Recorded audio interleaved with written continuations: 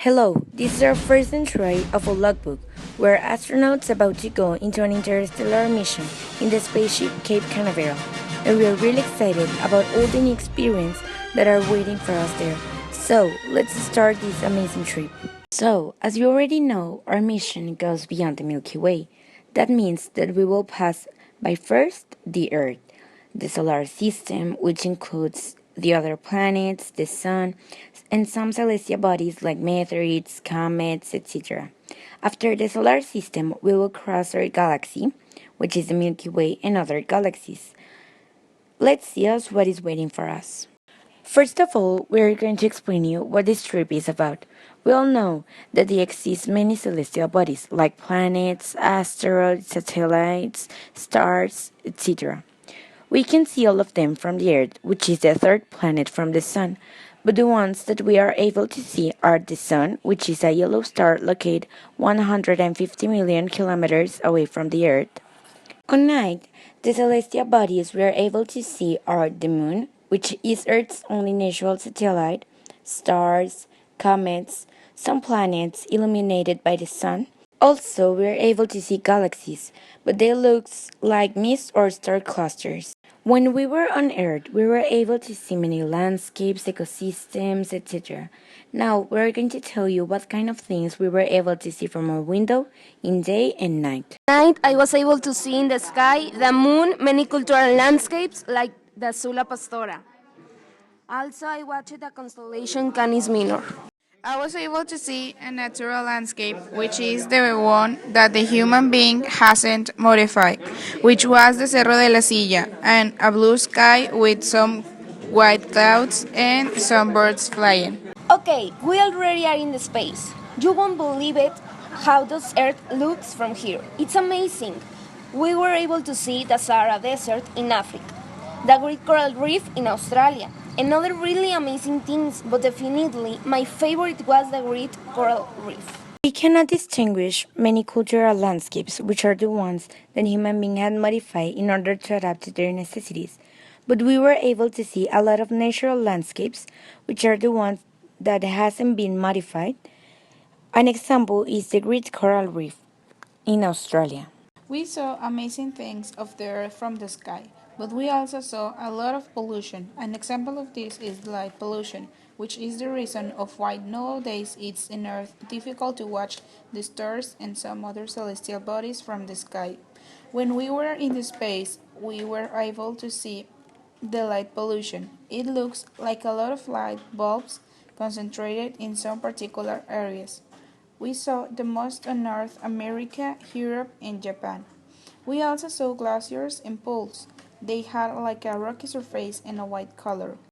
I was fascinated of how incredible and beautiful the universe is. We all know that the universe is a huge amount of galaxies, which are a huge amount of guarded stars. It was really awesome to see how amazing our universe is. I love the beauty of our universe. The galaxies are a huge amount of stars. Our galaxy is the Milky Way, which has a spiral shape and is formed by young, blue, and white stars.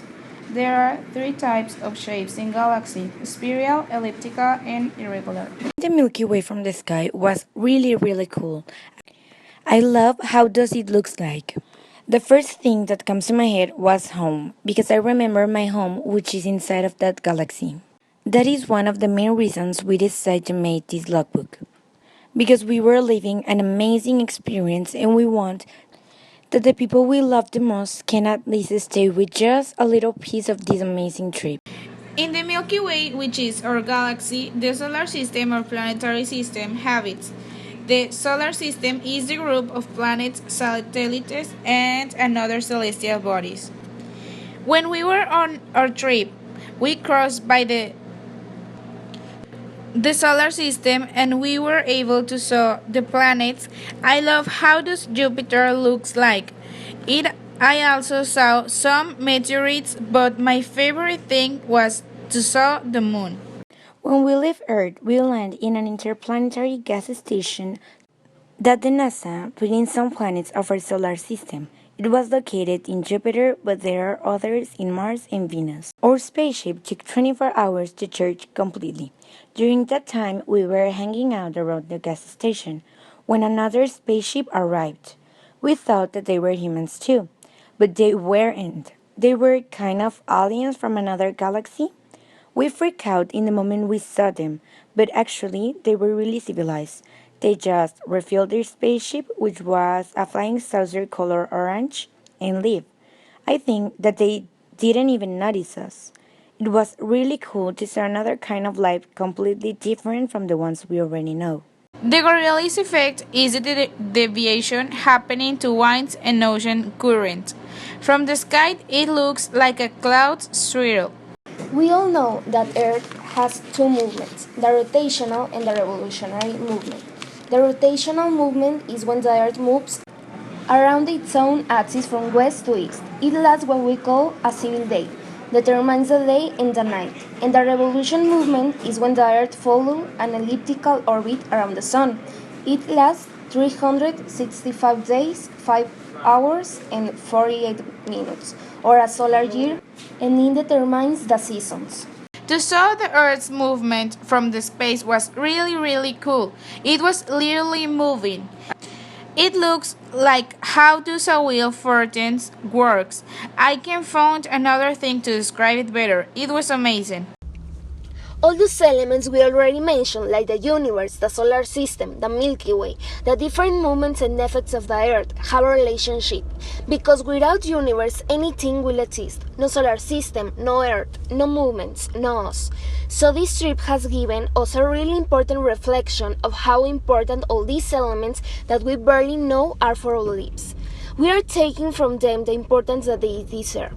Also, it's necessary to take care of our planet, the Earth, because we are destroying it with all the contamination we are producing. We are seeking so hard to satisfy all our necessities, even though we are putting in risk the only place we have to live. So let's make conscience if all that we are doing, all the pollution we are provoking will take us somewhere when there's no more Earth thanks to us.